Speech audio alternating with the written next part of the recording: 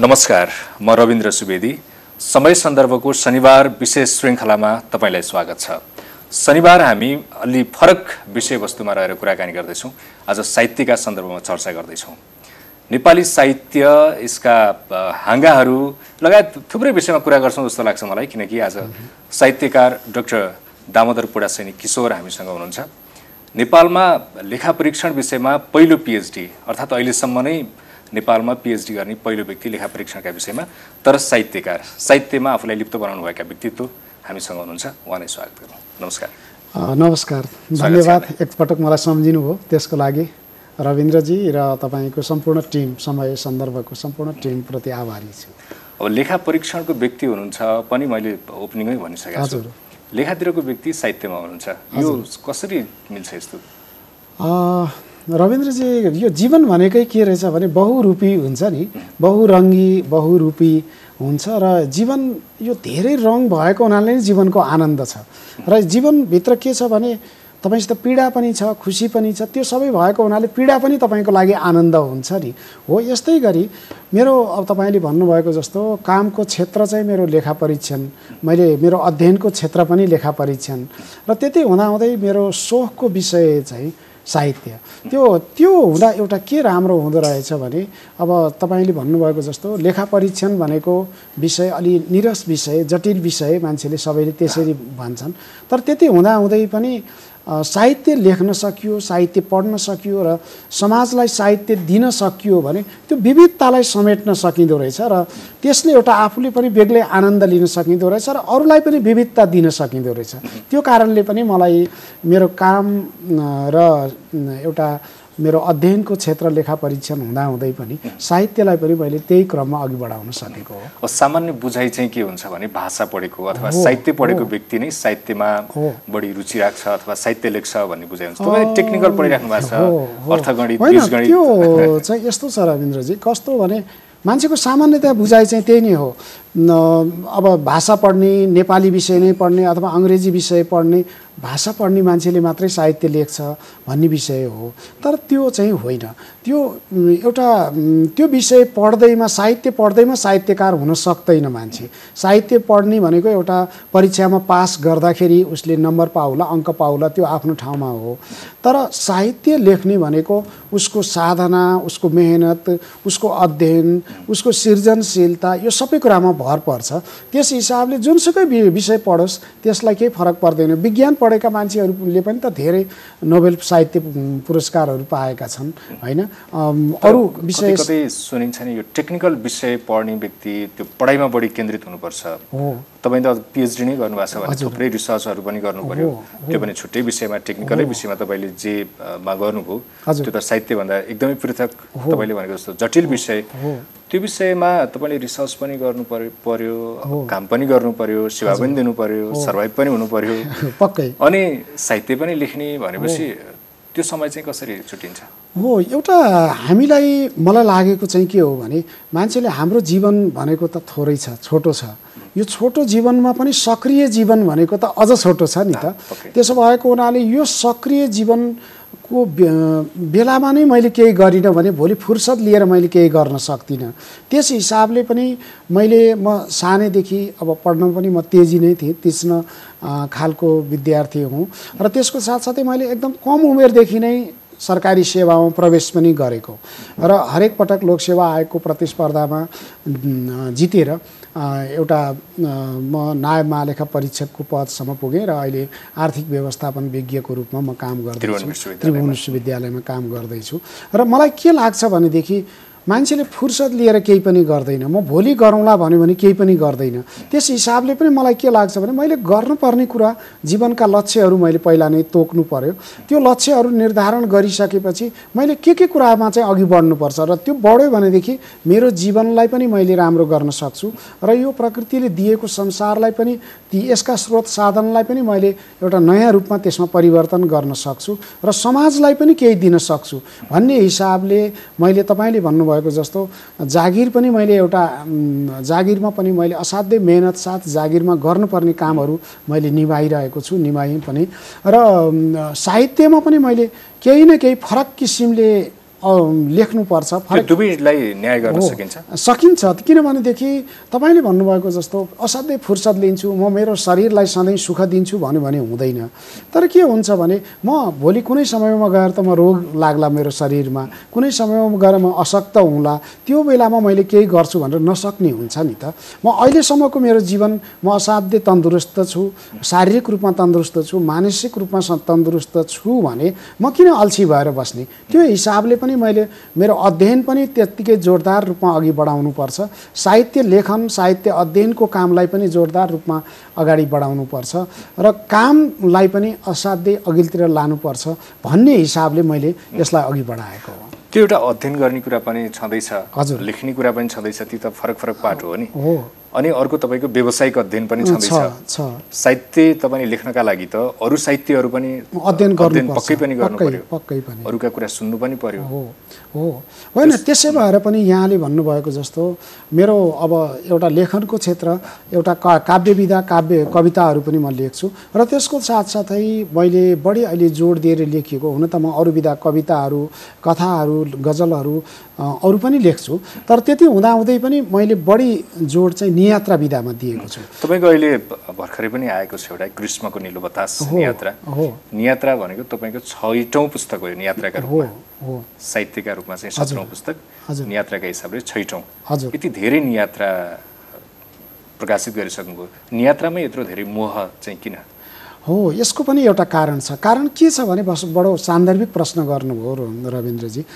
अहिले एउटा चाहिँ विश्वभरि सबैभन्दा धेरै मान्छेहरूले रुचाउने विधा चाहिँ नियात्रा हो। धेरै पाठकहरूले पढ्न रुचाउने, किन भन्दाखेरि नियात्रा भनेको त्यसमा काल्पनिकता त थोरै हुन्छ तर यथार्थ कुरा नै हुन्छ। तपाईँ नयाँ ठाउँमा घुम्न गएपछि त्यहाँको बारेमा वर्णन गर्नुहुन्छ, त्यहाँको कला, त्यहाँको संस्कृति, त्यहाँको वेशभूषाहरू, त्यहाँको रहनसहन, त्यो सबै कुरा तपाईँले ल्याउनुहुन्छ। पाठकले के गर्छ, त्यो पढेपछि उसले त्यहाँको बारेमा बुझ्छ र त्यसको साथसाथै त्यो लेखकसित पनि ऊ त्यहाँ पुग्छ। त्यसो भएको हुनाले एउटा राम्रो नियात्रा लेख्न जानियो भने त्यसमा कथा पनि त्यसैमा आउँछ, उपन्यास पनि आउँछ, कविता पनि आउँछ, सबै कुरा नै आउँछ। त्यसो भएको हुनाले पनि म नियात्राप्रति बढी आकर्षित भएको हुँ र नियात्रा भनेको यात्रा गरेपछि मात्रै नियात्रा लेखिन्छ र यात्रा लेख्नु भनेको जीवनको बारेमा लेख्नु पनि हो। किनभने जीवन जसरी गतिशील छ नि, एक ठाउँबाट अर्को ठाउँमा नगएसम्म जीवन,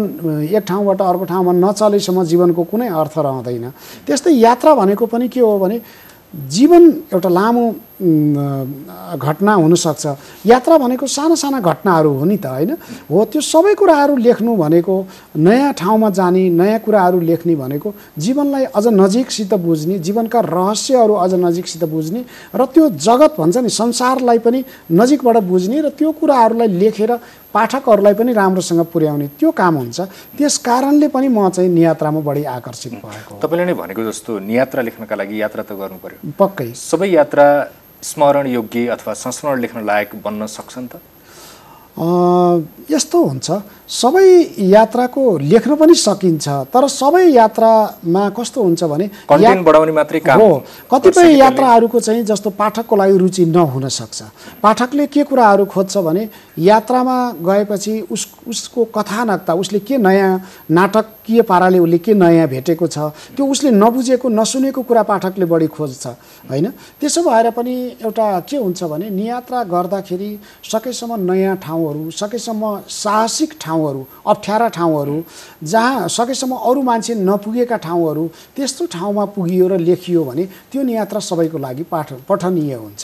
त्यसै भएर पनि मैले मेरा त्यसको लागि चाहिँ नियात्रा लेख्नका लागि नयाँ गन्तव्य चुज गर्ने अथवा नयाँ गन्तव्यमा पुगेको समयलाई स्मरण गरेर त्यसको संस्मरणात्मक कृति, त्यो दुवै कुरा हुन्छ। कहिलेकाहीँ के हुन्छ भने लेखकले आफैले नयाँ ठाउँ छानेर पनि गएर यात्रा साहित्य लेख्नुपर्ने हुन्छ, लेख्न मन पनि हुन्छ, लेख्नु पनि पर्छ। कहिलेकाहीँ के हुन्छ भने अरू प्रसङ्गमा पनि नयाँ ठाउँ पुगिन्छ नि त। जस्तो म दैलेख पुगेँ, दैलेख पुगेपछि म त लेखक पनि हुँ।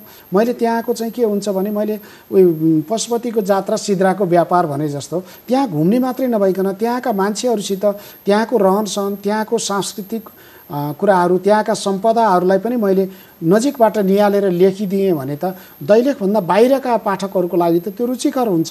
त्यसो भएको हुनाले त्यो दुवै कुरालाई ख्याल गर्नुपर्छ। कहिलेकाहीँ नयाँ ठाउँ खोजेर गएर पनि लेख्नुपर्ने हुन्छ। तपाईँका यी कृतिहरू तपाईँका यस्तै यात्राहरूमा केन्द्रित छन् भनेको यी यात्राहरू चाहिँ कृतिका लागि तय थिए अथवा यात्राहरूले कृति तय गरे? बडो राम्रो प्रश्न हो। एउटा कतिपय चाहिँ मेरो के हुन्थ्यो भनेदेखि म जागिरको सिलसिलामा धेरै ठाउँहरूमा घुमेँ। जस्तो विश्वका धेरै मुलुकहरूमा म 3 दर्जन 4 दर्जनभन्दा बढी मुलुकहरूमा म पुगेँ। त्यहाँ पुग्दाखेरि म सरकारी कामको सिलसिलामा गएको थिएँ। विभिन्न निरीक्षणको क्रममा विभिन्न सभा सम्मेलन सेमिनारहरूमा भाग लिनलाई त्यसरी गएँ। अनि मैले एउटा के मेरो सोचाइ थियो भने सरकारी रूपमा तोकिएको काम त मैले गर्नुपर्छ, त्यसमा एउटा पूर्ण जिम्मेवारीपूर्वक गर्नुपर्छ। तर त्यहाँ गएर म राम्रा होटलहरूमा सुत्ने मात्रै नभइकन त्यहाँको अनुभूतिहरूलाई मैले कृतिको रूपमा ल्याएँ भने त त्यो नेपाली पाठकहरूको लागि मैले दोहोरो सेवा गरेको हुन्छ। एउटा सरकारी मैले तोकिएको काम पनि गरेँ, अर्को कुरो नेपाली पाठकहरूको लागि मैले त्यहाँको कृति पनि ल्याइदिएँ भने मैले त्यहाँ बरु 2-4 दिन नसुतेर 2-4 दिन मैले त्यहाँ आनन्द रमाइलो नगरेर पनि मैले त्यहाँको कृति त यहाँ ल्याइदिएँ भन्ने हिसाबले एउटा चाहिँ त्यो तयारी त्यहाँ पुगेको हिसाबले पनि मैले लेख्ने भएँ। अब कतिपय मैले हिमाली क्षेत्रहरूमा मैले एउटा त्यो नयाँ ठाउँहरूमा भ्रमण गरेर त्यहाँको कृति ल्याउनु नै पर्छ भनेर पनि भ्रमण गरेको छु र लेखेको छु। जस्तो यही मेरो ग्रीष्मको निलो बतास भन्ने कृति पनि यो खप्तड क्षेत्रमा विशेष गरी खप्तड क्षेत्रको भ्रमण गर्दाखेरि लेखिएको कुरा हो र त्यसभन्दा बाहेक डोटी डडेलधुरा बैतडीतिर मैले घुमेर पनि लेखेँ र त्यसको अलावा यता हाम्रो छिमेकी मुलुक भारतको नैनीताल लगायत वरिपरिका क्षेत्रहरू पनि भ्रमण गरेर यो चाहिँ मैले लेख्नै पर्छ, कृतिकै रूपमा ल्याउनु पर्छ भनेर पनि मैले भ्रमण गरेँ। यो त्यस्तै तपाईँले भन्नुभएको जस्तो योभन्दा अघिल्लो कृति मेरो पर्खालभित्रको राजधानी थियो। त्यो पनि मैले उपल्लो मुस्ताङ र मुस्ताङको भ्रमण गरेर म यो कृति नै लेख्नको लागि म त्यहाँ गएको थिएँ र लेखेर लिएर आएँ। त्यस भएको हुनाले कहिलेकाहीँ लेखकले नयाँ ठाउँ खोजेर जानै पर्छ र गर्नुपर्छ। त्यसको साथसाथै जस्तो मायालु हुम्ला भन्ने मेरो एउटा कृति नियात्रा कृति छ, त्यो पनि धेरै दर्शकहरू श्रोताहरूले मन पराउनु भयो। त्यो चाहिँ मैले फेरि के हुन्थ्यो, म जागिरको सिलसिलामा हुम्ला जिल्लाको निरीक्षणको कार्यक्रममा गएको बेलामा अलि लामो समय बसेर त्यहाँको गाउँ पुगेर त्यहाँको जनताहरूसितै सुतेर उठेर बसेर कृति लेखेर लिएर आएँ। भनेको लेखकले कस्तो भनेदेखि तपाईँले अघि सोध्नु भएको प्रश्न जस्तो कहिलेकाहीँ के हुन्छ भनेदेखि त्यहाँको रुचिकर कुराहरू बाहिर ल्याइदिनु पर्ने हुन्छ। त्यो हिसाबले पनि उसले खोजेरै पनि जानुपर्छ। कहिलेकाहीँ त्यहाँ पुगेको बेलामा पाइयो र लेख्न पाइयो भने त त्यो झन् सुवर्ण अवसर नै भयो। त्यो कुरा पनि ल्याउनुपर्छ। त्यसमा चाहिँ अब कतिपय नियात्राहरू त लेख्न लायक नहुन पनि सक्लान् अथवा त्यसले गर्दाखेरि त्यसबाट तथ्य चाहिँ कति चाहिन्छ, कति काल्पनिकता चाहिन्छ, कति तथ्य चाहिँ कति हुनुपर्छ पक्कै हो। नियात्रा लेख्ने भन्ने बित्तिकै नियात्राका केही तत्त्वहरू छन्, के कुराहरू नियात्रामा हुनुपर्छ भन्ने। पहिलो कुरो चाहिँ नियात्रा लेख्नलाई स्थानीयता हुनै पर्यो। स्थानीयता भनेको कुनै नयाँ ठाउँ हुनै पर्यो। नयाँ ठाउँमा गएपछि न नयाँ कुरो भेटिन्छ होइन। अनि अर्को कुरो के हुन्छ भनेदेखि तथ्यात्मकता पनि हुनु पर्यो। त्यो नियात्रा त्यो ठाउँमा घुमेको कुराको जस्तो म डोल्पामा गइरहेको छु भने डोल्पा के हो भन्ने कुरो त चिनिनु पर्यो नि त त्यो नियात्रा पढेपछि होइन। तथ्यात्मक कुराहरू पनि हो। अनि त्यहाँको सांस्कृतिकता पनि आउनु पर्यो। त्यहाँको संस्कृति अरूभन्दा फरक के हो त्यो कुरा पनि आउनु पर्यो। र त्यसको साथसाथै त्यहाँ कतिपय कुरो काल्पनिकता पनि त्यहाँ जोडिन्छ। काल्पनिकता जोडिने भनेको चाहिँ कस्तो हो भने जस्तो म डोल्पाको सेफोक्सुन्डोमा घुमिरहेको छु, त्यो घुम्दाखेरि त्यहाँको निलो ताल, त्यहाँको रमणीय वातावरण, त्यहाँको परिस्थिति देख्दाखेरि म त्योभन्दा अगाडि रारा ताल घुमिरहेको थिएँ भने म त्यहाँ घुम्दै रारा पनि मेरो कल्पनामा आउँछ नि त। र रारा घुम्दाखेरिको मेरो खुसी त्यहाँ पनि मैले देख्छु। यात्राभित्रकै तथ्य नै हो, एउटा तथ्य नै हो। त्यो बाहेक तपाईँको लेखनमा चाहिँ कल्पना कति मिसाउन मिल्छ? लेखनमा यस्तो सान्दर्भिकता अनुसार मिल्छ। किनभनेदेखि जीवनमा अहिले तपाईँ र म जसरी कुरा गरिरहेका छौँ, तपाईँ र मैले कुरा गर्दाखेरि मैले पनि तपाईँलाई सम्झेर अरू मेरा केही मित्रहरू पनि सम्झिराखेको छु नि त। तपाईँको स्वभाव, तपाईँको आनीबानीसित तपाईँले पनि मसँग अन्तर्वार्ता लिँदा अरू धेरै अन्तर्वार्ता तपाईँले लिनुभएका महानुभावहरूलाई तपाईँले सम्झिरहनु भएको हुनसक्छ। भनेको कल्पनाशीलता त मान्छेको जीवन नै हो। कल्पनाशीलता त आउँछ नै। कल्पनाशीलताले सम्मान सम्भावना पनि बढाउँछ मान्छेलाई। त्यस हिसाबले कल्पना भनेर कोरा कल्पना चाहिँ त्यसमा मिसाएर अर्थ हुँदैन, तर सान्दर्भिक कल्पनाहरू चाहिँ त्यसमा पनि मिसिनुपर्छ। त्यस हिसाबले अब कहिलेकाहीँ के हुन्छ भने जस्तो मैले मायालु हुम्ला भन्ने कृतिमा त्यसमा मैले के लेखेको छु भनेदेखि कस्ती होली न हुम्ला भनेर एउटा च्याप्टर नै छ। त्यो च्याप्टर चाहिँ कस्तो भने म हुम्ला नै नपुगिकन म नेपालगञ्जमा बसेर मैले हुम्ला कस्तो होला म जाँदैछु त्यसको कल्पना गरेर लेखिएको हो। त्यसमा चाहिँ अब कसैलाई अड्कल हुन्छ नि त, मैले रविन्द्र सुवेदी भन्ने मान्छे नभेट्दाखेरि कसैले मलाई भन्नुभयो भने रविन्द्र सुवेदी भन्ने मान्छे दारी पाल्नु भएको छ कि छैन म कल्पना नगर्न सक्छु। उहाँ दारी नपाल्नु भएको होला, उहाँले कोट लगाउनु भएको छैन होला, कपाल छोटो होला अथवा लामो होला, त्यो मेरो कल्पना हो। त्यसरी सान्दर्भिक कल्पना पनि त्यसमा जोडिन सकिन्छ, तर त्यसको मतलब कल्पनाले नै फेरि अरू कुरालाई थिच्नु चाहिँ हुँदैन, त्यहाँको यथार्थ पक्ष नै बढी आउनुपर्छ। उपन्यास बन्न भएन त्यसमा। हजुर हजुर, उपन्यासका केही तत्त्वहरू पनि आउन सक्छन्, कथाका कुराहरू पनि आउन लेखनको शैलीमा चाहिँ आउन सक्छ, तर पुरै त्यसलाई त्यसरी गर्न चाहिँ मिलेन, किनभने यसको विधा तत्त्व भनेको नै त्यसको स्थानीयता आउनु पर्यो, त्यसको तथ्यात्मकता आउनु पर्यो, सांस्कृतिक कुराहरू आउनु पर्यो, भौगोलिक त्यहाँको परिवेशहरूलाई राम्रोसित ल्याउनु पर्यो, त्यहाँको भाषाहरू, त्यहाँको वेशभूषाहरू, त्यहाँको लवजहरू आउनु पर्यो, त्यहाँका नयाँ कुराहरू आउनु पर्यो। त्यस भएर नै त्यसको महत्त्वपूर्ण छ। र तपाईँले भन्नुभएको जस्तो एउटा साहित्य राम्रो हो कि होइन भनेर भन्ने कुराको एउटा मूल्याङ्कन पनि के हुन्छ भने मैले त्यो ठाउँमा गएर त्यहाँको लोकल कलर भन्छ नि, स्थानीय रङ्ग ल्याउन सकेँ भने त्यो सफल हो।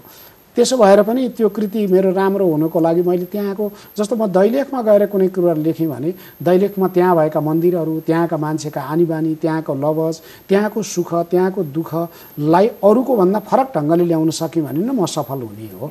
त्यसरी हेर्नुपर्ने, तथ्य पनि लिएर आउनु पर्यो, त्यसको प्रस्तुति शैली पनि ल्याउनु पर्यो, सबैले मनलोभिने खालको अरूको मन लोभ्याउन सक्ने हुनु पर्यो। नत्र पाठकले त अहिलेको समयमा उसले अरूको भन्दा फरक भएन भने उसले पढ्दैन नि त।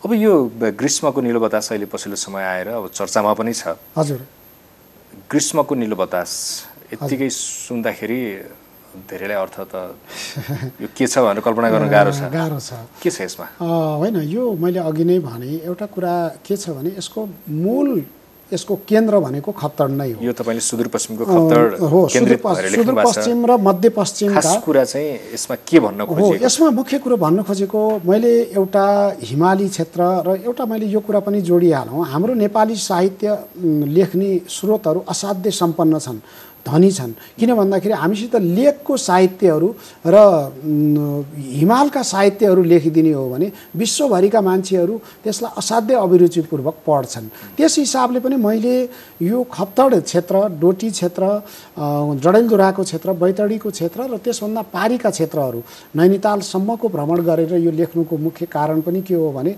हाम्रा हिमाली भूभागहरू र हाम्रा लेख का भूभागहरूको जनजीवन र त्यहाँको भूगोललाई एउटा जादुमय ढङ्गले बाहिर ल्याउने मेरो प्रयास हो। र यो ग्रीष्मको निलो बतास यसो हेर्दाखेरि बतास कसरी निलो भयो होला, होइन? अब त्यो मान्छेलाई एउटा कौतूहल हुनसक्छ, तर कहिलेकाहीँ के हुन्छ भनेदेखि मैले त्यो ग्रीष्मको बेलामा नै भ्रमण गरेको थिएँ खप्तड क्षेत्रमा। त्यसरी भ्रमण गर्दाखेरि त्यो एउटा जादु भनौँ न, एउटा चमत्कारको रूपमा त्यहाँको सौन्दर्य देखिएको थियो। असाध्यै धेरै भुइँभरि बगैँचा नै बगैँचा भएका चौरहरू, पाटनहरू भन्छ नि, त्यहाँ पाटनहरू, त्यति धेरै पाटनहरू, असाध्यै सुन्दर स्वर्गीय खालका चौरहरू, होइन? र त्यहाँको हिमाच्छादित भूमिहरू अनि असाध्यै त्यहाँका चौरीहरूदेखि त्यहाँका भेडाहरू, चौरीहरू असाध्यै राम्रोसित डुलिरहेका, चरिरहेका, र त्यहाँको जनजीवन असाध्यै त्यो हिमालहरूसित, पहाडहरूसित जुधेर पनि साँच्चै म मान्छे हुँ भनेर एउटा साहसीपूर्वक उनीहरूले जिइरहेका, भनौँ न, कयौँ दुःखहरूलाई पार लगाएर गरेका कुराहरू, त्यसलाई मैले लिएर आएको हो। त्यसले त्यो चाहिँ यो कृति मलाई लाग्छ नेपालीहरूको लागि त चासो नै छ, चासो हुन्छ नै, तर विदेशीहरूको लागि बढी चासो छ। किनभने अब तपाईँले अघि भन्नुभएको थियो अहिले चाहिँ नियात्राहरू बढी बिक्री पनि हुन्छ अथवा व्यावसायिक कृति पनि नियात्रा चाहिँ व्यावसायिक कृतिका रूपमा पनि हुन्छ भनेर, तर उपन्यासहरू, होइन, कथाहरूको पनि त्यत्तिकै छ भनेपछि तपाईँ यत्रो धेरै कृतिहरू लेखिसक्दा पनि कथा उपन्यासमा नलागेर नियात्रामै केन्द्रित भइरहनुका पछाडि चाहिँ यो एउटा तथ्यगत रूपमा हुन्छ अथवा यसले चाहिँ देश चिनाउँछ अथवा यो हाम्रो भावी पुस्ताका लागि हिस्ट्री हुन्छ भन्ने पनि हो कि, अथवा तपाईँ त्यो कथाहरूमा धेरै विश्वास गर्नु हुँदैन। होइन, यसो हो सुवेदीजी, मैले अघि पनि भने म कथाहरू पनि फुटकर लेखिरहेको छु र मेरो सङ्ग्रह 3वटा जति सङ्ग्रह कथाको हुने किसिमको मसँग छ पनि। तर मैले बढी चाहिँ नियात्रा नै छाप्न प्रयास किन गरेँ, कविता नै छाप्न किन प्रयास गरेँ भनेदेखि एउटा कुरा चाहिँ के हो भने मैले अघि पनि अलिकति जोड्न खोजेको थिएँ, हामीले बढी पढिन्छ। एउटा कुरो के भने मान्छे तथ्य कुरा नै खोज्छ नि त, र तथ्यमा कथानकता पनि जोडिएको कुरा खोज्छ। मैले लेखेको नियात्राको लेखकलाई चाहिँ व्यावसायिक रूपमा त्यसले सफलता दिने भनेको आम्दानी पनि हुने, आम्दानी पनि हो एउटा कुरा। अर्को कुरा चाहिँ के हो भने पाठकले जुन कुरो बढी पढ्न रुचाउँछ त्यो कुरामा बढी केन्द्रित हुनु पर्यो नि लेखकले। र मैले लेखेको कुरा एकदम धेरै व्यावसायिक बन्न खोजेको जस्तो मात्रै त्यो पैसाको आफूलाई अन्याय गरेको जस्तो हुन्छ, पैसाको मात्रै कुरा पनि होइन। तर मैले भने नि नियात्रा लेख्नु भनेको त्यहाँ सबै विधा नै लेख्नु हो के। अरू विधामा उपन्यास लेखेपछि तपाईँ उपन्यास मात्रै लेख्नुहुन्छ, कथामा लेखकले चाहिँ अब आफ्नो रुचिमा रहेर बढी लेख्ने कि पाठकले के खोजिरहेछन् त्यसमा बढी? पहिलो कुरा त लेखकको आफ्नो रुचि नै हो, किनभनेदेखि आफूलाई रुचि नभएको कुरो लेखकले लेख्नै सक्दैन। लेखक भनेको एउटा अराजक किसिमको प्राणी हो। त्यसै भएर लेखकलाई के भनिन्छ भनेदेखि संसदको विपक्षी दल जस्तै हो भनेर भन्छ, किनभने विपक्षी दलले समाजको विपक्षी भनेको समाजको विपक्षी चाहिँ होइन। संसदीय व्यवस्थामा विपक्षी दलले जसरी उसको पक्ष सत्ता पक्षको चाहिँ नि नराम्रा कामहरू खोजी गर्छ नि, हो त्यस्तै लेखकले पनि के भने समाजमा भएका विकृतिहरू, समाजमा भएका विसङ्गतिहरू उजागर गरेर अब सुधार यसरी गर्नुपर्छ भन्ने बाटो पनि देखाउने हो नि त लेखकले। लेखकको काम भनेको गलत कुरा औँल्याएर मात्रै उसको भूमिका निर्वाह हुँदैन। उसले के गर्नुपर्छ भने गलत यो कुराहरू हो, तर यो कुराबाट गल्ती भइरहेको छ भन्ने कुरो उजागर गरेर लेखक आफै अराजक भएपछि समाजले विश्वास गर्छ? होइन, अराजकको अर्थ फेरि अनुशासनहीन हुने होइन। अराजक भनेको चाहिँ कस्तो भने लेखक कहिले पनि लेखकमा हुने स्वच्छन्दतावादी चरित्र जुन छ, स्वतन्त्रता, लेखक स्वतन्त्र हुनु पर्यो पहिलो कुरो। त्यो हुँदाखेरि समाजले उसलाई कति स्वीकार्छ? उसका कृतिहरू स्वीकार्ने, व्यक्ति चाहिँ अलिकति स्वीकार्ने? अलिकति मैले भन्न खोजेको कुरा के हो भने आम लेखकहरू के हुन्छन्, समाजकै पक्ष हो। लेखक भनेको समाजकै पक्ष हो र लेखकले लेख्ने पनि समाजकै लागि हो। त्यस हिसाबले साहित्यलाई समाजको ऐना हो पनि भनिन्छ। र म चाहिँ ऐना मात्रै नभइकन साहित्यलाई, समाजलाई डोर्याउने माध्यम पनि साहित्य हो, किनभने विकृति मात्रै उल्लेख गरिदिएर त भएन। समाजको वस्त्र हो वस्त्र भन्दा पनि त्यसलाई समाजलाई आँखा देखाउने भनौँ न एउटा माध्यम हो। र म अघिको कुरो जोड्दै थिएँ के हो भने लेखक विश्वभरि नै के हुन्छ भने अराजक किन भने लेखकले सत्ताको चाकडी गर्दैन। लेखकले सत्ताले जे भन्यो त्यही भन्नुपर्छ भन्दैन। सत्ताले गलत गर्यो अथवा शक्तिले गलत गर्यो भने त्यो शक्तिकै पछि लाग्यो भने त्यो लेखक हुँदैन, लेखकको त्यो राम्रो होइन। उसले त के भने गलत पक्षको विरुद्ध लेख्ने हो नि त। त्यसै भएर विश्वभरि हेर्नुहोस् न, विश्वका जति राम्रा लेखकहरू छन् उनीहरू सत्ताको विरुद्ध लेखे, सत्ताले लेखेको खराब कामको विरुद्ध लेखे। त्यसको मतलब ऊ अराजक भएको सत्ताको अगाडि अराजक हो, तर समाजको लागि त ऊ समाजको हितको लागि लेख्ने कुरा हो। त्यसो भएको हुनाले पनि जस्तो तपाईँले म भन्छु ओरान पामुक भन्ने लेखक, उहाँलाई देशबाट निकाला गरियो, उहाँले माई नेम इज रेडले भन्ने लेख्नुभयो। त्यहाँ चाहिँ सत्ताले समाजलाई, जनतालाई गरेको साह्रै धेरै थिचोमिचोको कुरा उहाँले लेख्नुभयो। उहाँ अराजक हो तर समाजको लागि अराजक होइन, समाजको प्रिय मान्छे हो। त्यसै भएर पनि लेखक भनेको मैले अराजक कुन सेन्समा भनेको भने लेखकले जहिले पनि शक्तिको चाकडी गर्दैन, शक्तिको पछि लाग्दैन र शक्तिको दस्तावेज पनि लेख्दैन। सत्ता पक्षको दस्तावेज लेखेर हिँड्ने लेखक होइन। त्यसै भएर पनि म अहिले पनि भन्छु लेखकले स्वतन्त्र रूपमा समाजमा जे देख्यो जे हुनुपर्छ ती दुईटै कुरा लेख्नुपर्छ। तर यसमा थोरै मैले एउटा कुरा राखेँ, हाम्रोमा चाहिँ लेखकले सत्ताको पनि चाकडी गर्छन्, त्यो राजकीय सम्मानहरू पाउनका लागि भन्ने आरोप चाहिँ यताकता सुन्ने गरिन्छ। त्यो यथार्थ तथ्य कुरो नै हो, तपाईँले भन्नुभएकै कुरा हो। म त्यसको विरोधी पनि हुँ। हामी कहाँ के चलन छ भनेदेखि सत्ता पक्षको चाकडी गरेर त्यहाँको पदहरू मा जाने चलन छ। यथार्थ कुरो त्यही त छ नि। र एउटा कस्तो छ भने सत्ता पक्षका साहित्यकार र सत्ता विपक्षको साहित्यकार भन्ने चलन छ, अथवा पार्टीगत दलगत साहित्यकार। यो एकदमै गलत कुरा हो। अहिले पनि के भने एउटा पक्ष आउँछ, त्यो पक्षलाई लगेर साहित्यको विभिन्न निकायमा भर्ती गरिन्छ, पदक पुरस्कार पनि सरकारी तवरबाट दिने तिनै मान्छेलाई दिइन्छ, अर्को पक्ष आउँछ फेरि त्यसरी दिइन्छ। त्यो एकदमै गलत कुरा हो। राम्रा साहित्यकारहरू कहिल्यै पनि दलमा कित्तामा बाँडिएर हुँदैन। राम्रा साहित्यकारहरूले एउटा विश्वलाई नयाँ किसिमको कुराहरू दिने हो। साहित्यकार भनेको एउटा विज्ञानसम्मत आविष्कार गर्ने आविष्कारक पनि हो। त्यसो भएको हुनाले उसले आविष्कार पो नयाँ गर्ने त। सत्ताको भजन गाएर उसले सत्ताको त्यो पत्रहरू लेख्छ भने, मुखपत्रहरू लेख्छ भनेदेखि त त्यो साहित्यकार हुँदैन। असली साहित्यकार हुँदैन। तर लेख्न सक्ने लेखक भयो होइन, लेखनको बाटोमा ऊ हिँड्ला, तर सफल लेखक र सृजनशील लेखक ऊ होइन। किनभने उसलाई जहिले पनि एउटा घोडाको जस्तो टाप लाग्ने भएपछि त ऊ त्यो लाइन, त्यो दलको लाइनभन्दा बाहिर जान नसक्ने भएपछि त त्यस ऊ कसरी स्वतन्त्र हुन सक्छ? कतिपय ठाउँमा चाहिँ सर्भाइभल हुनका लागि पनि त्यसो गर्नुपर्ने अवस्था आउँछ कि? तर त्यो लेखक तपाईँको हकमा त त्यो परेन। तपाईँ व्यावसायिक रूपमा अर्कोतिरबाट सफल हुनुहुन्छ, आफ्नै कृतिहरू प्रकाशकले तपाईँले 1 रुपैयाँ पनि दिएन भने पनि तपाईँले सर्भाइभ हुन गाह्रो छैन। हजुर।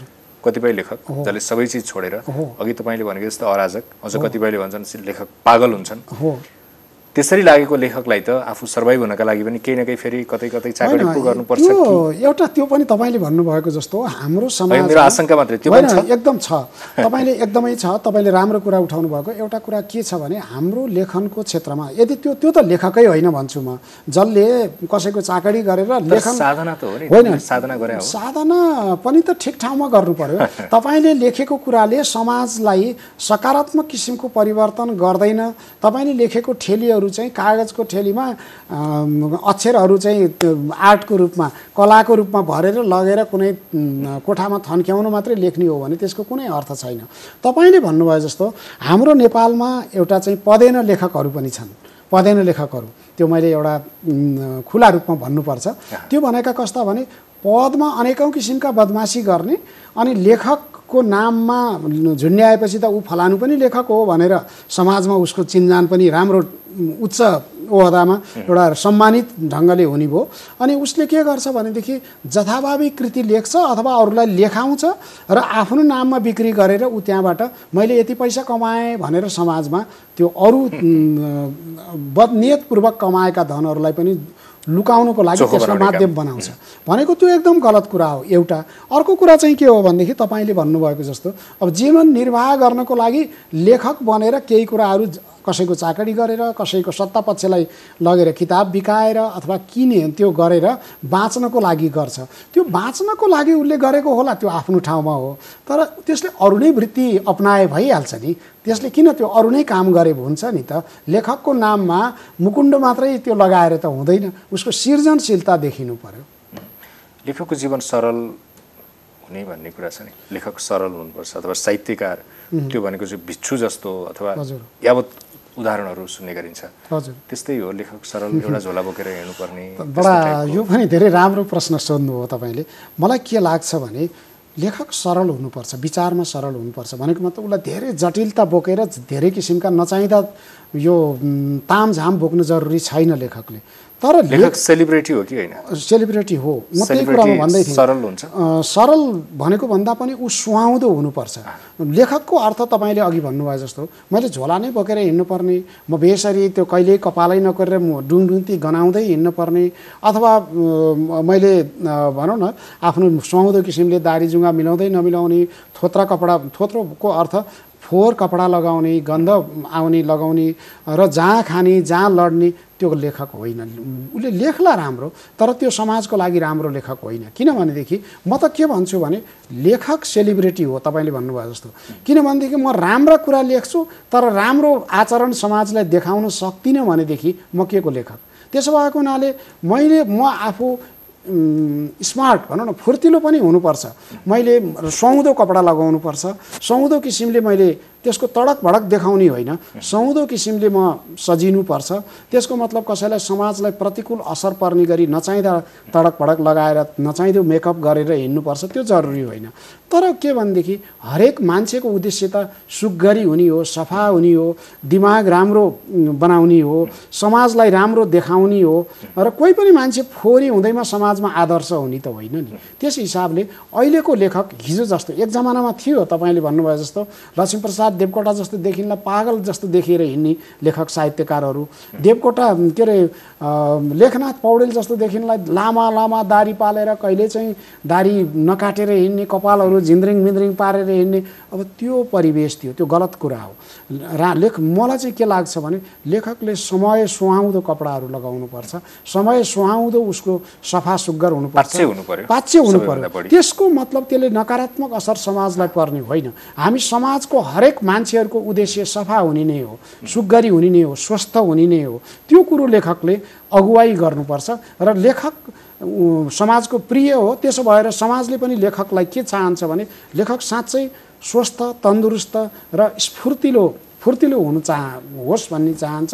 लेखकले त्यो भूमिका निर्वाह गर्नुपर्छ। समाजका लागि त्यसो भए लेखक एउटा आदर्श व्यक्ति हुन सक्छ। पक्कै उदाहरण नै हो नि त। किनभने लेखकले मैले राम्रा कुरा लेखेर मात्रै हुँदैन, मैले लेखेको कुराले समाजको चेतनाको स्तरलाई परिवर्तन ल्याउनुपर्छ। उसको सोचाइ, उसको आनीबानी, उसको बुझाइमा मेरा कृतिहरू पढेपछि ऊ धेरै माथिल्लो, पहिलाको भन्दा माथिल्लो स्तरमा ऊ जानुपर्छ। त्यो जानको लागि मेरा कुराहरू राम्रो मात्रै उसले बुझेर हुँदैन, मलाई पनि उसले राम्रो देख्नुपर्छ, स्वस्थ देख्नुपर्छ, सभ्य देख्नुपर्छ, ठिक्क सुहाउँदो हुनुपर्छ, समाजलाई साँच्चै अगुवाई गर्न सक्ने खालको मान्छे हो भन्ने पत्याउनुपर्छ। त्यो पत्याउनलाई लेखकले राम्रो काम गर्नुपर्छ जस्तो मलाई लाग्छ। राम्रो भनेको राम्रो लेख्नु पर्यो, राम्रो लेख्नु पर्यो, व्यवहार पनि राम्रो गर्नु पर्यो।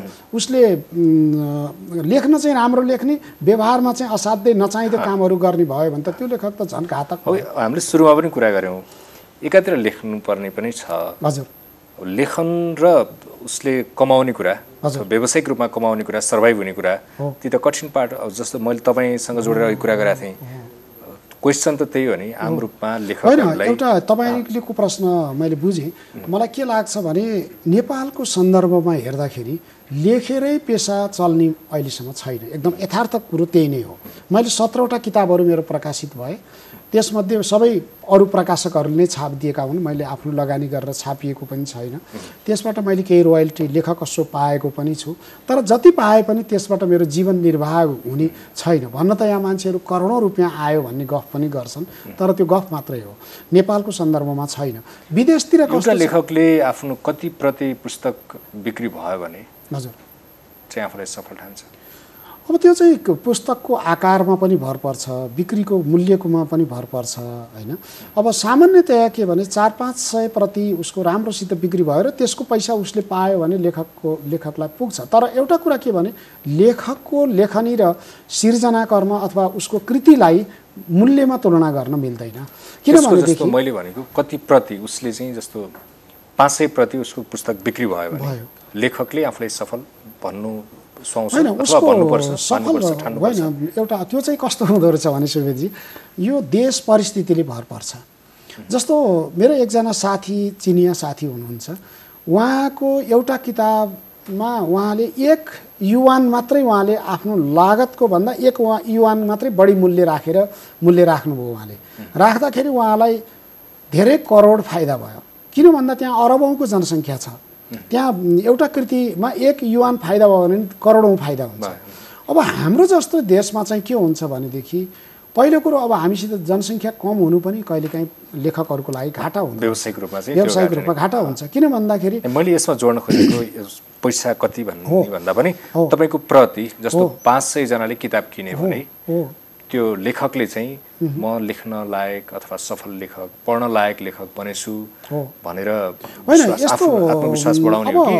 आत्मविश्वास चाहिँ त्यसरी तुलना गर्न नि गाह्रो होला। कहिलेकाहीँ के हुन्छ भने कुनै कृतिको मूल्य 50 रुपियाँ होला, कुनै कृतिको 1000 रुपियाँ होला। त्यसो भएको हुनाले प्रति र त्यसको मूल्यसित तुलना गर्न सकिँदैन। कहिलेकाहीँ त्यो धेरै मूल्य भएको कम बिक्री हुन्छ पनि होइन। अब त्यसो भएको हुनाले यति नै मूल्य हुँदाखेरि यति प्रति बिक्यो भने त्यसबाट लेखकले फाइदा पाउँछ अथवा घाटा, त्यो चाहिँ दोस्रो कुरा हो।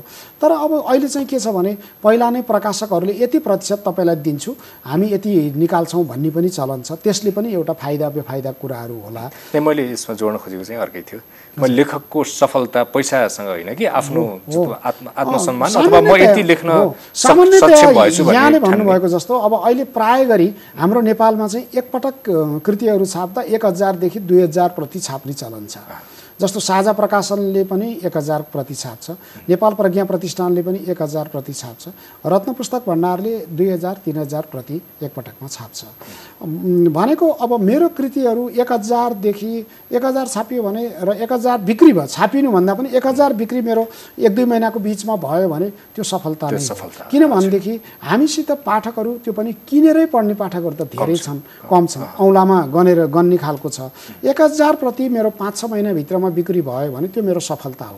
किनभने धेरै मान्छेले त्यो खोजेर पढे भन्ने मैले बुझ्नु पर्यो। त्यो हिसाबले तपाईँले भन्नुभयो जस्तो त्यसले चाहिँ त्यो बाहेक अब 1000 पुस्तक 1000 प्रति बिक्री भयो भने 1000 ले मात्रै पढ्ने त होइन, त्यो त अरू धेरैले पनि लाइब्रेरीहरूमा पनि जान्छ, एउटै प्रति धेरैजनाले पनि पढ्ने हुन्छ। त्यसले चाहिँ त्यो राम्रो गर्छ, निर्धारण गर्छ। हजुर, अब समाजका लागि साहित्य जरुरत छ भने त हामीले लगभग मोटामोटी छलफल पनि गर्यौँ। ठ्याक्कै साहित्य भएन भने समाज कस्तो हुन्छ? त्यो त कल्पना नै गर्न सकिँदैन। कल्पना किन गर्न सकिँदैन भने साहित्य भनेको तपाईँले कथाको नाममा, कविताको नाममा, उपन्यासको नाममा, नियात्राको नाममा लेख्ने मात्रै साहित्य होइन। तपाईँ र म अहिले यसरी कुरा गरिरहेका छौँ नि, यो एउटा अलिखित साहित्य त हामी पनि गरिरहेका छौँ नि। भनेको समाजमा राम्रो किसिमले बोल्ने, हिजोभन्दा राम्रो किसिमले बोल्ने, हिजोभन्दा राम्रो किसिमका कुराहरू गर्ने, समाजमा राम्रा व्यवहार गर्ने, नयाँ नयाँ कुराहरू आविष्कार गर्ने, नयाँ नयाँ प्रविधिहरू आविष्कार गर्ने, ती कामहरू त्यो सबै साहित्यको काम हो नि त। त्यसो भएको हुनाले साहित्य राम्रो हुनु भनेको समाज राम्रो हुने हो। त्यसले कल्पनाशीलता बढाउँछ, कल्पनाशीलता बढाउँछ, इनोभेसनसँग जोड्दाखेरि त उसले नेपाली भाषामा एउटा कथा लेखिरहेछ हो, तर त्यसको चाहिँ अर्को इम्प्याक्ट चाहिँ त्यसले चाहिँ इनोभेसन, यो पक्कै हो। एकदमै तपाईँले राम्रो कुरा भन्नुभयो। किनभनेदेखि साहित्यको एउटा पाटो कल्पनाशीलता पनि हो। कल्पनाशीलताले के गर्छ? सम्भावनाहरू बढाउँछ नि त। उसले नयाँ कल्पना गर्नुको अर्थ नयाँ कामहरू गर्ने कुरामा उसले सोच्छ, नयाँ कामको दिशा निर्देश गर्छ। त्यस हिसाबले त्यसले के गर्छ भन्दाखेरि त्यसले नयाँ नयाँ पाटोहरूको उजागर गर्छ। साहित्यको पनि त्यही हो। उसले कल्पना गरेपछि उसले नयाँ कुरा ल्याउँछ। जस्तो भनौँ न, सुएज क्यानल भनेको इजिप्टमा चाहिँ अहिले नयाँ एउटा क्यानल बन्यो भनौँ न, बाँध त्यसबाट बनाइयो, एउटा समुद्र छिराइयो भनौँ, दुईवटा जमिन काटेर त्यसलाई चाहिँ पुरा अब अहिले एसिया र युरोपसित पुरा जोडियो। त्यसले पहिला त त्यहाँ ल्यान्डलक थियो, हिँड्न सक्दैन थियो। त्यसको त्यो जुन बेलामा सुएज क्यानल, सुएज नहर बनाइयो, त्यो नहरको 100 वर्ष अगाडि एकजना उपन्यासकारले त्यसको कल्पना गरेर यसरी काटियो भने विश्व चाहिँ एउटा नजिक हुन्छ भनेर उनले लेखे। त्यसैको त्यो पढेर मान्छेले डिजाइन गरे। भनेको साहित्यकारले को कल्पनाले त धेरै ठुलो परिवर्तन गर्दो रहेछ नि त त्यो। हजुर, अब हामी अन्ततिर पनि छौँ। तपाईँको ग्रीष्मको निलो बतास नियात्रा अन्तिम पछिल्लो, हजुर, यसको धेरै धेरै सफलताको शुभकामना पनि। अब चाहिँ तयारी के गर्दै हुनुहुन्छ? नयाँ कृति के आउँदैछ? मेरो अरू पनि तयारी कृतिहरू छन्। मैले अघि नै भने कथा सङ्ग्रहहरू पनि प्रकाशनको सङ्घारमा छन्। नियात्रा नै पनि मेरो अब 2वटा नियात्रा एकदमै तयारी अवस्थामा छन् र कविता सङ्ग्रहहरू पनि छन्। त्यस हिसाबले र लेख्ने काम निरन्तर छ। अब प्रकाशनको कुराहरू भनेको प्रकाशकहरूले इच्छा गरेपछि उहाँहरूको र मेरो बिचमा सम्झौता गरेर प्रकाशित गर्ने कुरा हो।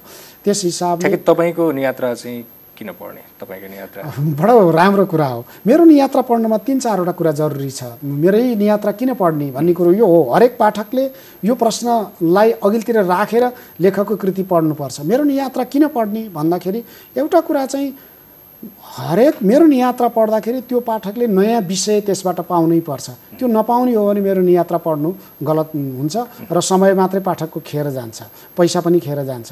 विषय मैले नयाँ दिन्छु, दिएको छु। त्यो हिसाबले मेरो नियात्रा पढ्नुपर्छ। अर्को कुरा, मैले हरेक नियात्रा कृतिमा फरक शैली अपनाएको छु। त्यो शैली भनेको मैले अघिल्लो नियात्राको पुस्तक र पछिल्लो नियात्रा पुस्तक पढ्दा धेरै कुरा अन्तर पाउनुहुन्छ पाठकहरूले। र त्यो भनेको उसले नयाँ शैली पाउनु भनेको नयाँ विचार पाउने हो, नयाँ कल्पनाशीलता, अघि तपाईँले त्यो कुरा पाउने हो। र त्यसले एउटा बेग्लै आनन्द दिन्छ र बेग्लै त्यसले उपलब्धि पनि दिन्छ। त्यस हिसाबले पनि त्यो कृति पढ्ने हो। र अर्को एउटा मैले कुरो जोडिहालौँ, मैले विश्वका अरू धेरै देशहरूको भ्रमण गरेर मैले लेखेको छु। त्यो विश्वका कुराहरू नेपाली पाठकहरूले पाउनुहुन्छ। र सबैभन्दा मैले अहिले जोड दिएको चाहिँ हाम्रो नेपालको हिमाली सभ्यता भनेको विश्वको सबैभन्दा उच्च सभ्यता हो। यो सभ्यताको बारेमा हाम्रा कृतिहरू असाध्यै कम लेखिएका छन्। म अहिले केन्द्रित भएको चाहिँ हिमाली साहित्यलाई बढावा दिनको लागि हो। यो हिमाली साहित्यलाई केन्द्रित गरेर लेखिएका मेरा कृतिहरू नेपालका पाठकहरू र विश्वका सबै अरू देशका पाठकहरूले पनि पढ्न जरुरी छ। किनभने हिमाल भनेको हिउँको मात्रै थुप्रो होइन, त्यसमा एउटा आदिम सभ्यतादेखि अहिलेसम्मको सभ्यता एउटा बिल्कुल नौलो किसिमको नयाँ किसिमको सभ्यता छ जुन कुरो लुकेर बसेको छ। त्यो कुरा बुझ्नको लागि पनि मेरा नियात्राहरू पढ्न जरुरी छ। हस्, कार्यक्रममा आइदिनु धेरै धेरै धन्यवाद। म पनि धेरै धेरै आभारी छु। तपाईँले बडा सान्दर्भिक प्रश्नहरू र रहस्यमयी प्रश्नहरू तपाईँले खोतल्नुभयो, त्यसको लागि मलाई पनि असाध्यै आनन्द खुसी लागिरहेको छ। यसको लागि मलाई हिमालय टेलिभिजन परिवार, यो समय सन्दर्भ को परिवार, तपाईँ रविन्द्र सुवेदी, उमेश रिमाल, माधव अधिकारी लगायत सबै साथीहरूप्रति म आभारी छु र सबै प्राविधिक मित्रहरूको नाम पनि मलाई आउँदैन, उहाँहरूप्रति पनि म आभारी छु। धन्यवाद। हस्, उहाँ हुनुहुन्थ्यो साहित्यकार, वरिष्ठ साहित्यकार डाक्टर दामोदर पुडासैनी किशोर, नियात्राकार। उहाँसँग रहेर आज हामीले समय सन्दर्भ कार्यक्रममा साहित्यका विषयमा रहेर कुराकानी गऱ्यौँ। यो सँगै कार्यक्रमको समय सकिएको छ। म रविन्द्र सुवेदी बिदा हुन्छु। नमस्कार।